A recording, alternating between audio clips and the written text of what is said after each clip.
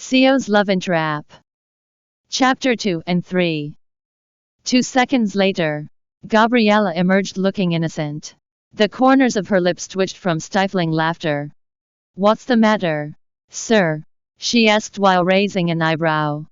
The CEO was still overwhelmed with the burning sensation in his mouth. "Water. Give me water." "Didn't I already serve you a glass of water?" The girl was about to walk to get the glass. Before Gabriella could take a step, the CEO had already grasped her hand. "Stop playing with me. Hurry up and give me fresh water. Not salt water." Unexpectedly, the girl started laughing. When she stopped, tension immediately covered her face. "Sorry, sir, but that's all I can give you. If you want to drink fresh water, you better get out of this house quickly and buy water at the nearest shop." TSK. If only the shop at the end of the alley was still there. You could buy drinking water faster. Too bad. The shop is in ruins now. Max couldn't hold back his anger anymore. His breath had rumbled and his hands wanted to grip the collar of the girl. He had never been lowered like that. "So, you don't want to give me water?" he asked in a low, depressed tone. His sharp eyes occasionally glanced at the girl's lips that were depicting contempt. Gabriella shook her head without hesitation. "Are you suffering? That's how I felt when watching this place get razed." An irritated sigh escaped Max's mouth. "So, you're a vengeful person. Okay. I understand now. We have to retaliate." The man nodded with burning eyes. "Thank goodness if you understand. Now, what are you waiting for? Shouldn't you get water immediately?" Max shook his head quickly and let out a laugh. "Are you not aware? I've found the nearest source of water here." Gabriella's eyes rounded. "Here? Where?" The girl looked around, checking the surrounding. As far as she could remember, she had kept all the drinking water in the kitchen. "Here." The CEO lifted Gabriella's chin so that he could suck her mouth. Gabriella's breath suddenly stopped. Her eyelids didn't budge and her eyeballs trembled. She barely moved. For a few seconds, the girl let the man's tongue play in her mouth. When she regained consciousness, her hand pushed Max's chest away and slapped him. "You are crazy." Gabriella wiped her dirty lips. "How dare you kiss me? Why, was it you who asked me to find the nearest water?" Max answered while lifting his shoulders and hands. His slightly gaping mouth was still throbbing with a spicy taste. "Disgusting. I said water. Not a chance." The girl frowned and walked towards the kitchen.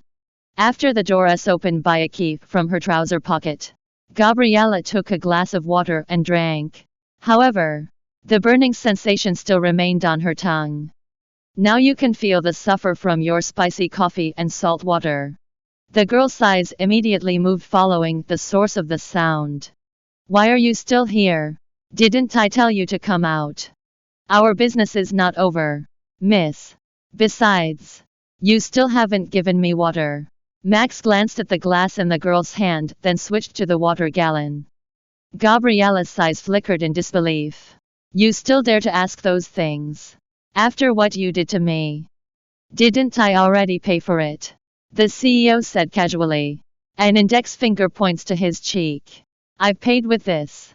Your slap was strong enough." The girl was jolted by confusion. "Wait a minute. Are you really an employee at the Quebracha Company? It is impossible for an immoral and superficial person like you to work there." The hiss in the CEO's mouth suddenly turned into bland laughter. "You say I'm immoral and superficial? Yes. If you have moral and brain, there's no way you could enter someone's house, cause a fuss, then kiss a girl you don't even know." Gabriella's eyes began to stir with anger. "Sorry, miss. It seems you are the one with the shallow mind. I came here with good intention, but you just provoked a scene." Gabriella now shook her head. "It's so hard talking to someone with a tiny brain like this." "Is it true? Aren't you the one with the tiny brain? A smart person once put a bottle of chili powder into coffee." Max's gaze was fixed on the small empty container with the plastic seal still messy beside it. Instead of feeling guilty, Gabriella grunted and folded her arms over her chest. TSK. I should have put 2 bottles in the coffee earlier. Suddenly, the CEO stepped up quickly and pushed the girl to the kitchen cupboard. With burning eyes, he cut the line of sight between them. Gabriella reflexively covered her mouth with both hands, afraid that the man would kiss her again. It seems you are a sloppy woman. Huh? In this desolate house, you dare to challenge a man? Max whispered with mysterious curve on his lips. That change of attitude was successful in lowering the girl's head. Still, Gabriella's round eyes peeked out. What do you want to do? Max grinned and enclosed the girl with both hands. I only ask 2 things. Your signature on the contract in water. You are not secretly hoping I'll kiss you again, are you? Said the man intimidatingly. Before Gabriella could think of a way out, the man's hand had already touched her waist. The girl's round eyes suddenly flashed fear. With one motion, she pushed a glass to the CEO's chest. This is my favorite glass. Don't ruin it, she said in a choked voice. Max's smile slowly came back. Thank you. He took water and drank as much as he wanted. It was only after Gabriella scampered out of the kitchen that the man was able to freely observe the minimalist kitchen. She really live alone? Max thought when he saw there was only one set of cutlery on the plate rack. A second later, he noticed the polar bear-shaped glass in his hand. No wonder this is a favorite glass, he sneered as he placed the only visible glass on the shelf. This is the contract you want. Now, go. Gabriella pressed the folder to the man's chest. Instead of lifting his feet, Max opened the folder. As soon as he saw what the host had painted, an irritated smile immediately crossed his face. You really think I'm a fool? The CEO said with great emphasis. No more patience left in him. You think? I believe this is your signature. 2 small circles that resembled eyes with a curved line that resembled a smile were now exposed to Gabriella. Yes, that's my signature. Smiley emoticons. Max's blood suddenly boiled and billowed in his head. Are you going to sign this letter or not? Max asked while holding back the roar of his breath. What do you mean? I've signed the letter, Gabriella said with furrowed brows. Her tone was no longer polite. Okay. Don't blame me if something bad happens to your house. Wait. I've signed the letter. Okay. You can't intrude on this house anymore. Good afternoon. Max left after expressing his frustration with words. It was unusual for the man to fail controlling his emotion. That girl isn't normal, said the CEO as soon as he got into the car. The man behind the steering wheel glanced at him. What's wrong? She gave me spicy coffee and salt water, but not even a drop of water to wash my mouth, Max said with disgust. Is it true? Then, what did you do to wash your mouth? The CEO's eyelids were suddenly frozen. The softness of the lips that he had kissed was lingering in his mind. After blinking vigorously, he handed the folder to the secretary. Never mind. Don't talk about that again. The important thing is, we managed to get the girl's autograph. Is this a valid signature? Sebastian brought the black ink streaks closer to his eyes. I told you. She's a strange woman. Now, let's go. My agenda got delayed because of that stubborn girl. While holding back a smile, the secretary, who is also the driver, stepped on the gas. They left behind a girl who was peeking through the window. That's the consequence of messing with Gabriella, she muttered with pursed lips. A second later, his fingers rose to touch the traces of a kiss that still felt warm. Without realizing it, her heart was beating faster again. Because of that guy, I lost my first kiss, she grumbled, looking down. Never mind. Why do I regret the past? I'd better get back to practice for tomorrow's competition. The sound of piano could be heard again.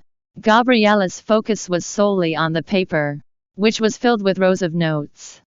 I have to make Mom's dream come true. Take the trophy home and display it in the living room.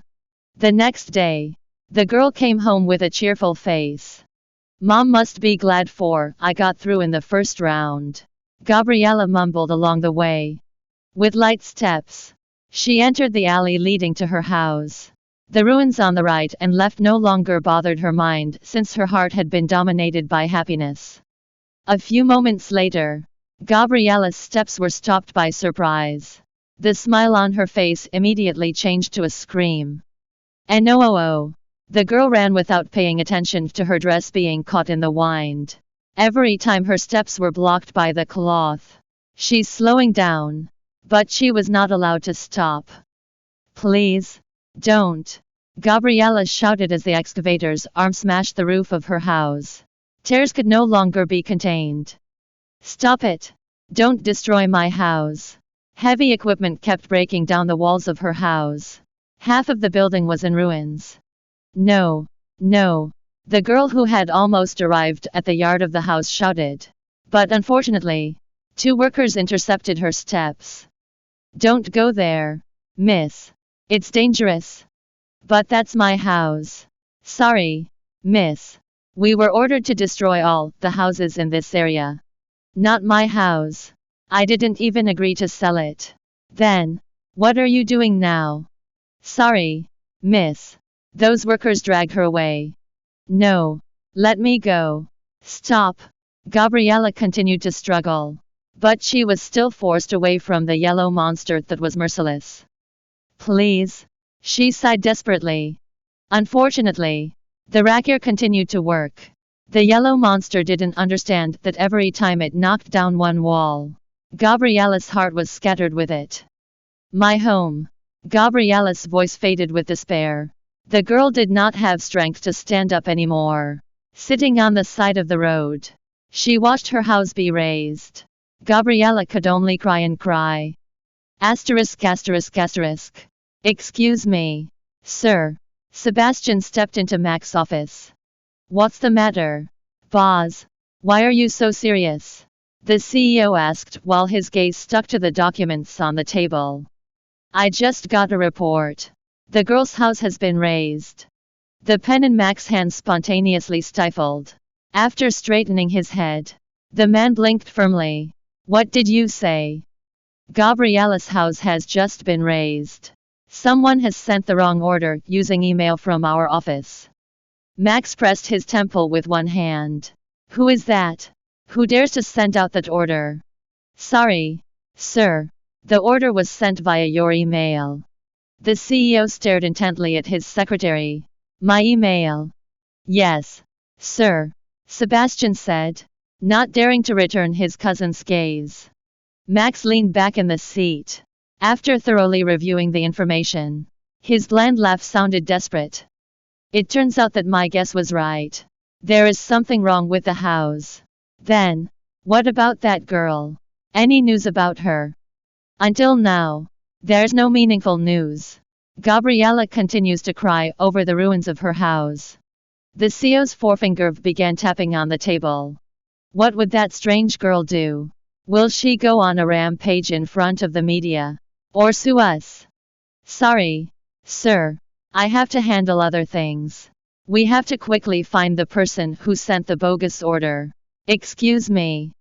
Sebastian gave a slight bow and walked away, leaving Max with dozens of scenarios in mind. What will that woman do? The CEO muttered since he could not find a good guess. Everything about Gabriella was complicated and unpredictable. What should I do? A girl sighed while teardrops ran down her cheeks. She's been around checking the debris, but not a single object could be saved. Photos of her father and mother, the glasses she got for her 10th birthday, and even the polar bear that always accompanied her to sleep.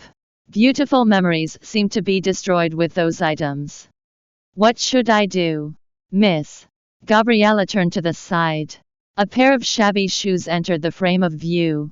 With the remaining strength, she looked up at a man holding the project helmet with both hands. Sorry, miss. It's almost dark. We have to go home. It's not good for a girl to be alone in a place like this. Gabriella looked back. Tears slowly began to form once again. After swallowing hard, she sighed. You still have a home to come to. But I have nowhere else to stay. The man standing next to the girl lowered his head. He had chosen a wrong word. Sorry, miss. I didn't mean to offend. But, don't you have siblings? Or distant family? Stay in their house for a while. Gabriella didn't reply. She was too sad to explain that she had no one to rely on. Or, what if you asked the chairman of the Quebracha Company to take responsibility? I heard that he is a wise and friendly person. Maybe you'll be able to receive appropriate compensation. Gabriella's fists clenched tightly around her dress. An immense rage had just risen and was filling herself. It's useless to ask for accountability. My house will not be back. But, at least, you can get some money and maybe a place to make a living. That's much better than lamenting a fate like this. Gabriella was stunned. The worker's advice had slapped her face. What the man said was true. Moving was much better than being still. The person who had destroyed her memories and hopes should not be allowed to win. Slowly, the girl rose to her feet. Do you know the address of this heartless company leader? The worker nodded. Thanks for listening to the Bravonovel audiobook. Welcome to download the Bravonovel app. Read the novel CEO's Love and Trap and get the latest updates.